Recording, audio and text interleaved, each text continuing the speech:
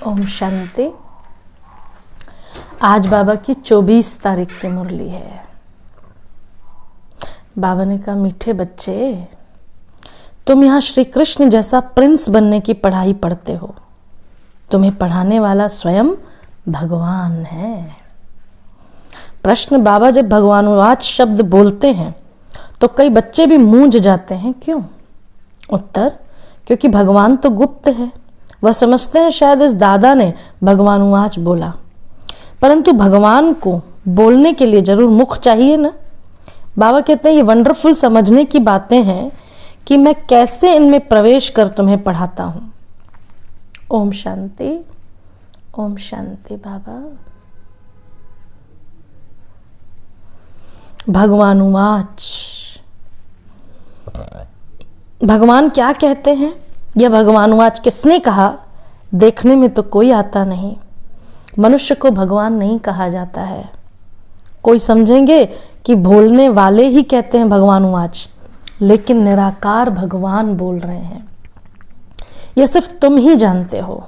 यह कौन बैठा है, भगवान कहाँ है, ये नई बात है ना, इसलिए मनुष्य मूंझ जाते हैं। लेकिन भगवानुवाच है जरूर। कहते हैं, मैं बच्चों को राजयोग सिखा रहा हूँ। नर से नारायण अथवा कृष्ण, नारी को लक्ष्मी अथवा राधे बनाने के लिए योग और ज्ञान सिखाता हूँ। इनसे और क्या चाहिए? तुमको हम राजाओं का राजा और प्रिंस का प्रिंस बनाता हूँ। प्रिंस प्रिंसेस भी तो मंदिर में जाते होंगे ना। विकारी प्रिंस, निर्विकारी प्रिंस श्री कृष्ण को नमन करते हैं, तो मैं तुमको प्रिंस का भी प्रिंस बनाता हूँ। श्री कृष्ण जैसे स्वर्ग का प्रिंस बनो। नॉलेज पढ़ने से ही तो बनेंगे ना। डॉक्टर व बैरिस्टर कहेंगे ना स्टूडेंट को कि तुमको डॉक्टर व बैरिस्टर बनाता हूँ, परंतु पढ़ेंगे तब तो बनेंगे। बाबा कहते, बच्चे अच्छी रीति समझते हो कि राजयोग सिखलाने वाला एक ही भगवान है, न कि कृष्ण। राधे कृष्ण तो अलग अलग राजाई के बच्चे हैं। उन्हों की आपस में सगाई होती है, शादी के बाद फिर नाम बदलता है। इसलिए चित्र में भी लक्ष्मी नारायण के नीचे राधे कृष्ण को दिखाया है। अब बाबा अच्छी रीति समझाते हैं कि यह ब्रह्मा भी नंबर 1 भगत था। पिछाड़ी में नारायण की पूजा करते थे। कृष्ण की भक्ति व नारायण की भक्ति की एक ही बात है।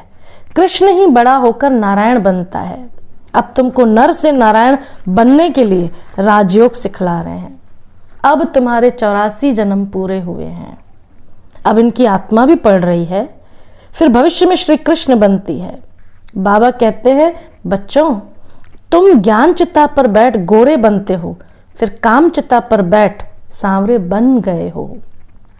यह है कंसपुरी। मैं तुमको कृष्णपुरी में ले जाने के लिए आया हूं। श्री कृष्ण ही सर्वगुण संपन्न, 16 कला संपूर्ण है। यहां कोई में सर्वगुण है नहीं। मैं आया हूं बच्चों को संपूर्ण निर्विकारी बनाने।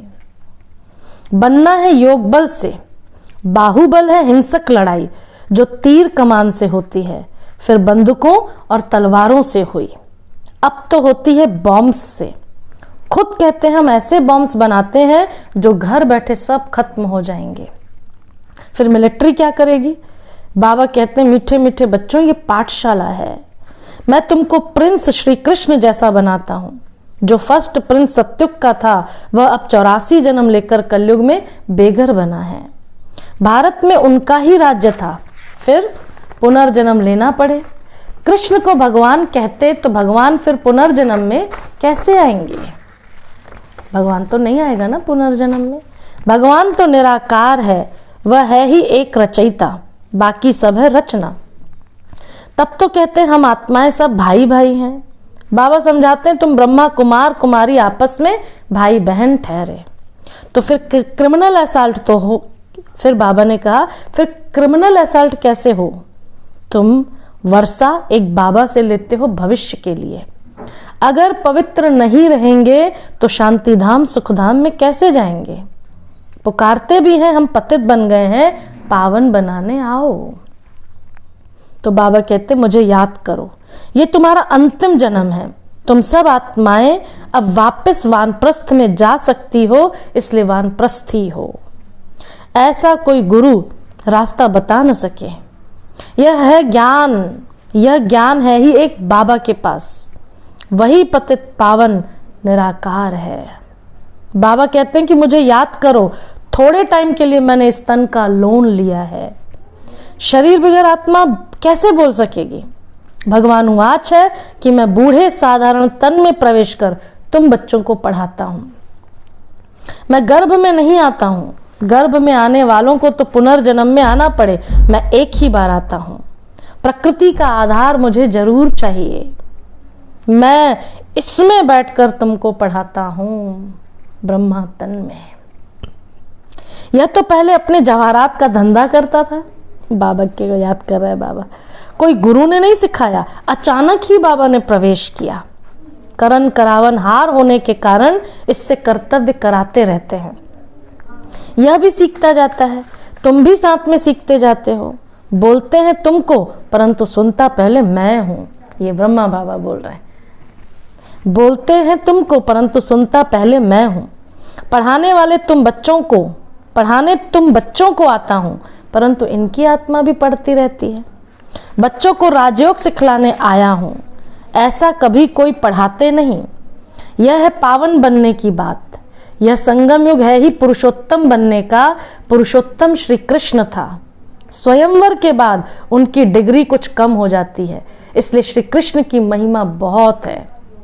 स्वयंवर के बाद उनकी डिग्री कुछ कम हो जाती है, इसलिए श्री कृष्ण की महिमा बहुत है। नाम ही है कृष्ण, श्री कृष्णपुरी, और इसको कहा जाता है कंसपुरी। बाकी कहानी बनाई है कृष्ण और कंस की। बच्चों को समझाया है कि परिपक्व अवस्था होने से भक्ति आपे ही छूट जाएगी। तुम कभी कोई को ऐसा नहीं कहना कि भक्ति न करो, उनको ज्ञान देना।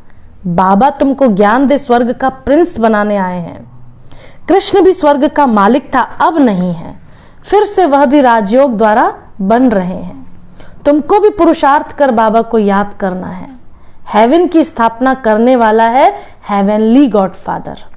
वही आकर नई सृष्टि रचते हैं। वह करेगा तब जब कलयुग पूरा होगा।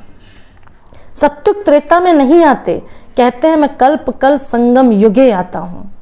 उन्होंने कल्प अक्षर निकाल सिर्फ युगे युगे लिख दिया है। तो भी बाबा कहते तो भी 4 युग है, 5वां है यह संगम युग। अच्छा, फिर तो अब 5 अवतार मानो। भाई 5 युग तो 5 अवतार मानो, इतने सारे अवतार। परंतु इतने कच्छ मच्छ परशुराम अवतार होते हैं क्या? यह सभी है शास्त्रों की बातें। धर्म का नाम और भारत का नाम ही बदली कर दिया है। हिंदू धर्म और हिंदुस्तान कह देते हैं। भारत नाम क्यों बदलना चाहिए? यदा यदा हि धर्मस्य ग्लानि भवति भारतः अभ्युत्थानम अधर्मस्य तदात्मनं सृजाम्यहम्। बाबा कहते हैं उसमें भी भारत अक्षर आता है ना। बाबा समझाते हैं कि तुमने कोई एक जन्म थोड़ी भक्ति की है, द्वापर से की है। भक्ति भी पहले अव्यभिचारी थी, सिर्फ शिव की भक्ति करते थे। जिस शिव बाबा ने ही भारत को स्वर्ग बनाया था और अब फिर स्वर्ग का मालिक बनाने आए हैं, तो पतित शरीर में बैठ बताते हैं कि मैं आता ही हूं पतित शरीर में, पतित दुनिया में पतितों को पावन बनाने। भक्ति मार्ग में तो फिर भी मेरे लिए बड़ा भारी मंदिर बनाते हैं। कितनी क्लियर बात है। इनमें बाबा की प्रवेशता हुई और गीता आदि पढ़ना छोड़ दिया। भक्ति छूट गई, अनायास ही तो छोड़ा। तुमको कोई ने कहा नहीं कि भक्ति नहीं करो। देखो, हमको भी किसी ने कहा नहीं, ज्ञान बैठा, भक्ति छूटती गई। अब तुम बच्चों को बाबा समझाते हैं कि फिर से मैं तुमको कृष्णपुरी का मालिक बनाता हूं। कृष्ण की फिर 8 डायनेस्टी चलती है। पहले कहेंगे प्रिंस ऑफ सत्युग, फिर बनता है किंग ऑफ सत्युग। पहले प्रिंस ऑफ सत्युग, फिर बनता है किंग ऑफ सत्युग। 8 पीढ़ी उनकी चलती है। उस समय तो दूसरी राजाई होती नहीं। अब बाबा कहते हैं तुम बच्चे भी सत्युग के प्रिंस बनो। भक्ति में कोई सुख नहीं है। ज्ञान से तुम स्वर्ग के मालिक बनते हो। कोई का बाप मर जाता है तो उनसे पूछा जाए तुम्हारा बाप कहाँ गया, कहेंगे स्वर्गवासी हुआ। समझते हैं आत्मा और शरीर दोनों गए, लेकिन शरीर तो यहाँ ही छोड़ गए, बाकी गई आत्मा। इसका मतलब पहले नरक में था ना। आत्मा शरीर छोड़ स्वर्ग में गई, फिर इसमें रोने की क्या दरकार है? स्वर्ग अब यहाँ है क्या? परंतु समझते नहीं है। कह देते सब ईश्वर का हुक्म है, सुख दुख सब ईश्वर देता है, सब ईश्वर के रूप हैं। परंतु बाबा कहते हैं मैं बच्चों को दुख कैसे दे सकता हूं? बाबा से बच्चे कभी दुख मांगते हैं क्या? बाप तो बच्चों को लायक बनाकर प्रॉपर्टी देकर जाते हैं।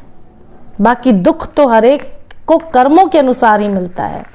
बाबा कहते हैं कि अभी बच्चे आदि कुछ नहीं मांगो, अभी ये प्रॉपर्टी आदि भी सब खत्म होने वाली है, फिर तुम्हारे बच्चों को क्या मिलेगा? इतना समय ही नहीं जो तुम्हारी प्रॉपर्टी का बच्चा मालिक बन सके।